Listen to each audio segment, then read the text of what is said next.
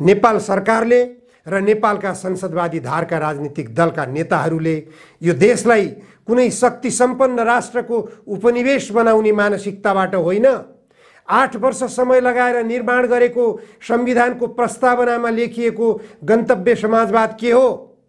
त्यो समाजवादमा प्रवेश गरेर देशलाई समृद्ध बनाउने बाटो कता हो? नेपालको जलसम्पदा भारतको कब्जामा पुर्याएर नेपाल समृद्ध बन्न सक्दैन। नेपाललाई समृद्ध बनाउनको निम्ति नेपालको जलसम्पदा नेपालले नै उपयोग गर्न पाउनुपर्छ। भारतमा बजार खोज्न जाने होइन, नेपालमा उद्योगहरूका सम्भावनाहरू खोजौं। नेपालमा इलेक्ट्रिसिटीबाट चल्ने बसहरू चलाऊं, नेपालमा इलेक्ट्रिसिटीबाट चल्ने गाडीहरू चलाऊं। नेपालमा इलेक्ट्रिसिटी प्रयोग गर्ने तमाम सम्भावनाहरू छन्। विकासको पूर्वाधार भनेको नेपालको निम्ति जलसम्पदा हो।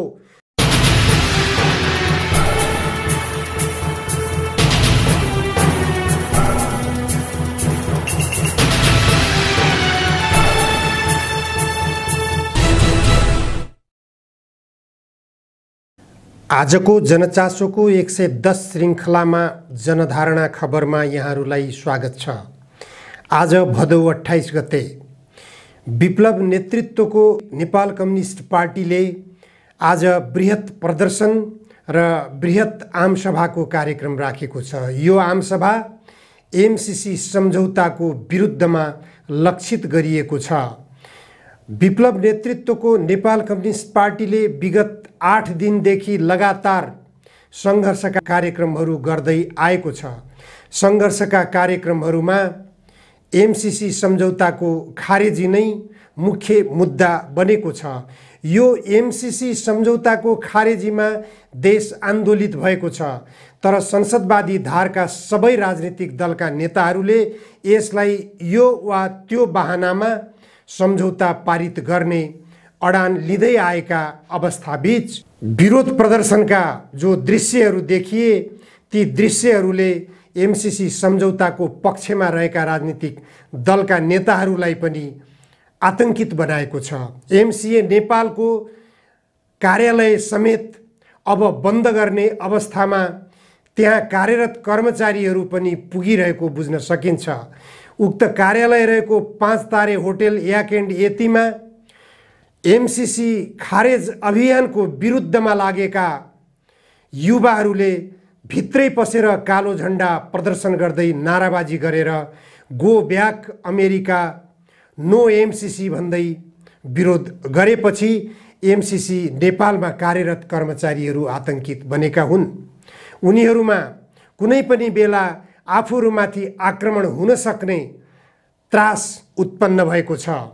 यसरी एमसीसी सम्झौता पारित हुन अब निकै कठिन भइसकेको छ। अमेरिकाको सुरक्षा योजनासँग जोडिएको अमेरिकाको कानुन मातहतको एउटा प्राधिकरण, अमेरिकाले विधान समेत तयार गरेको उक्त एमसीसी सम्झौता अहिलेको अवस्थामा नेपाललाई विशेष महत्त्वका साथ किन रोजियो? यो एमसीसी सम्झौता अहिले नेपालमा विशेष जोड बलका साथ लागू गर्न खोजिनुमा अमेरिकाको सुरक्षा योजना र उसको युद्ध उन्मादी नीति विशेष जिम्मेवार छ। अफगानिस्तानबाट अमेरिकाले सेना फिर्ता गरे लगत्तै नेपालमाथि एमसीसी सम्झौता पारित गराउन दबाब सिर्जना गरिएको छ। यो दबाबमा नेपालका राजनीतिक दलका नेताहरू फसिरहेका छन्। यिनीहरू यो एमसीसी सम्झौतालाई अस्वीकार गर्न असफल भइरहेका छन्। यिनीहरूमा त्यो हिम्मत देखा परिरहेको छैन। डाक्टर बाबुराम भट्टराई एकपटक देशका प्रधानमन्त्री समेत भइसकेका व्यक्तिले अमेरिकाको एउटा प्राधिकरणको कर्मचारीलाई भेट्न होटेलमा पुग्नु र होटेलमा उनीसँग भेट गरिसकेपछि बाहिर आएर एमसीसी सम्झौताको पक्षमा अन्तर्वार्ता दिनु र नेपालमा अमेरिकाको एमसीसीलाई ल्याउन सकियो भने भारत र चीनको बीचमा अवस्थित हाम्रो देश शक्तिशाली बन्न सक्नेछ र दुई छिमेकीहरूका बीचमा हामी पनि केही शक्तिशाली छौँ भन्ने पर्न जानेछ भन्ने आशयको अन्तर्वार्ता उहाँले दिनुभएको छ। उहाँको यो आशयको अन्तर्वार्तालाई विश्लेषकहरूले दरिद्र मानसिकताको प्रस्तुति भनेर टिप्पणी गरिरहेका छन्। डाक्टर बाबुराम भट्टराई जस्ता बौद्धिक व्यक्तित्व मानिएका देशका प्रधानमन्त्रीका रूपमा जिम्मेवारी निर्वाह गरिसकेका व्यक्तिले विदेशी युद्ध उन्मादले भरिएको साम्राज्यवादी मुलुकको आफ्नो साम्राज्य विस्तार गर्ने योजनाका साथ नेपाललाई युद्धभूमि बनाउने गरिकन आउन खोजेको योजनालाई जुन मानसिकताबाट उहाँले स्वीकार गर्न खोजिरहनु भएको छ, यसले उहाँमाथि लाग्दै गरेको एमसीसी सम्झौताको मस्यौदाकार भनेर जो आरोप लाग्दै आएको छ, त्यो आरोपमा सत्यता छ भन्ने विश्वासलाई पुष्टि गरेको छ। स्वयं डाक्टर बाबुराम भट्टराईले पनि त्यस आरोपको खण्डन गर्नुभएको छैन। एमसीए नेपालका कर्मचारीहरू आफ्नो कार्यालयमा जान र कार्यालयबाट बाहिर निस्कन समेत आतंकित भइरहेका छन्। त्यहाँ कार्यरत एकजना कर्मचारीले समेत यो खुलासा गरेका छन्। आफ्नो घरमा समेत यस्ता कुराहरू अब त यो कार्यालयमा जान पनि मन नलाग्ने भयो भन्ने खालका कुराहरू गरेको कुरा पनि चर्चाको रूपमा सुनियो। एमसीसी सम्झौता इन्डो प्यासिफिक स्ट्र्याटेजी अन्तर्गतको हो कि होइन भनेर नेपाल सरकारले एमसीसीलाई सोध्यो। अमेरिकाले त्यसको जवाफमा एमसीसी सम्झौता अमेरिकाको इन्डो प्यासिफिक स्ट्र्याटेजी अन्तर्गत होइन भनेर जवाफ दिएको छ। यो नेपाल सरकारको बचकाना प्रश्न र अमेरिकाको ठट्यौली जवाफ यसबाट स्पष्ट हुन्छ। एमसीसी सम्झौता अमेरिकाको सुरक्षा रणनीतिसँग जोडिएको छ भनेर उनीहरूको एमसीसी विधानमै लेखिएको छ। एमसीसी को विधानमा लेखिएको विषयलाई उनीहरूले होइन भनेर ढाँटेर पनि त्यो लुक्ने कुरा छैन।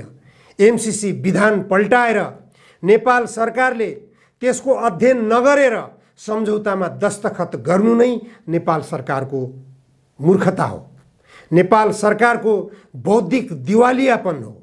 यो नेपाल सरकारको कमजोरी हो।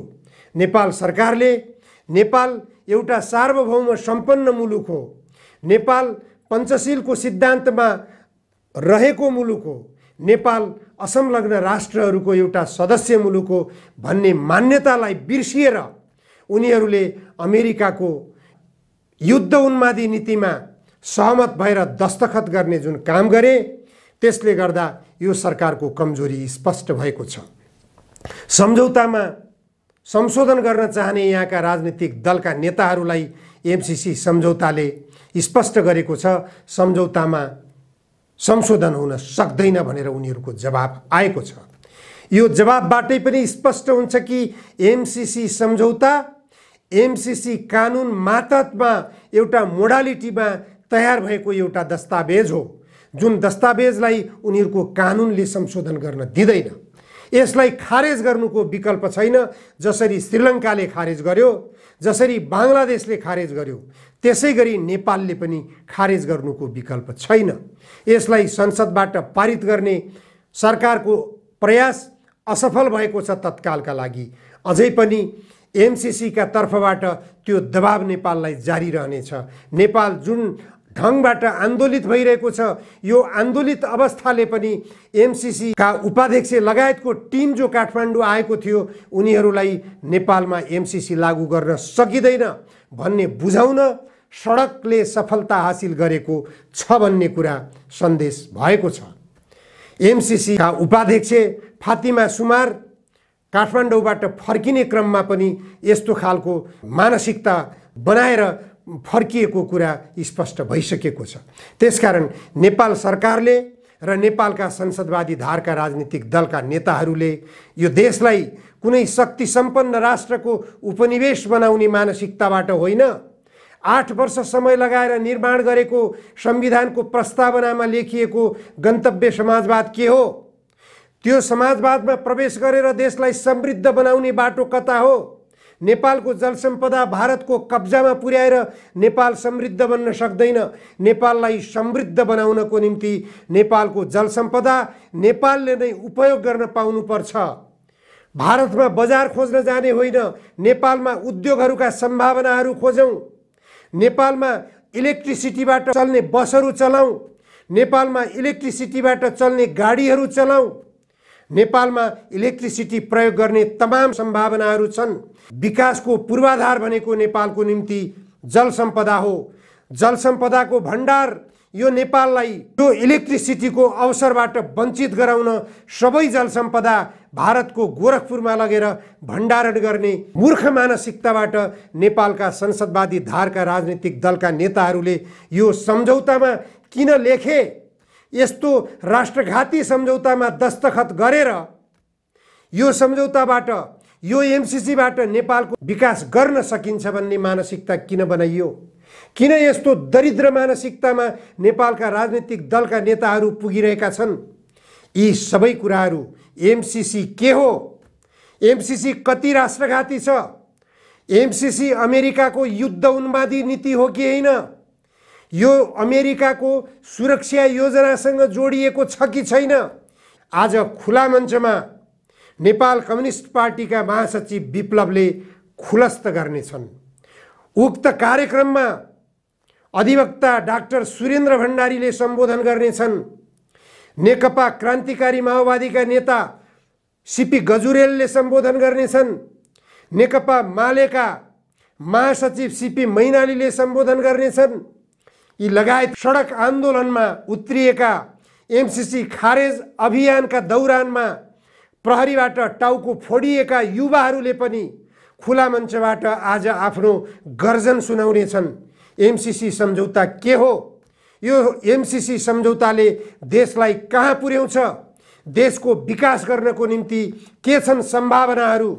एमसीसी सम्झौताले अफगानिस्तान जस्तै नेपाललाई पनि युद्धको रणमैदान बनाएर, नेपाललाई बर्बाद बनाएर, नेपाली जनतालाई मृत्युको मुखमा पुर्याएर यो देशलाई छोडेर जानेछ।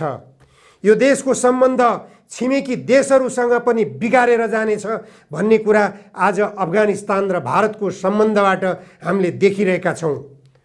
आज अफगानी नागरिकहरू पाकिस्तानमा शरणार्थी बन्न गइरहेको अवस्थाबाट हामीले देखिरहेका छौँ। यो सबै दृष्टान्त देख्दा देख्दै नेपाललाई फेरि पनि अफगानिस्तानबाट फर्किएका सेना नेपालमा ल्याउने वातावरण सिर्जना गर्नु हुँदैन। संसदवादी धारका राजनीतिक दलका नेताहरू संविधान सम्मत ढङ्गले गन्तव्य समाजवादको यात्रा तय गर्नुस्, त्यसमार्फत नेपालको समृद्धिको बाटो खोज्नुस्, अन्यथा सत्ताबाट बाहिरिनुस्, जनमत सङ्ग्रह गर्नुस्, वैज्ञानिक समाजवादको निम्ति ढोका खोल्नुस्। वैज्ञानिक समाजवादको निम्ति नेपाली जनता तत्पर छन्। तपाईहरूले ढोका खोलेपछि यो देशमा विकासको लहर पनि आउँछ, यो देश समृद्ध पनि बन्न सक्छ। आजलाई यति मात्र। धन्यवाद।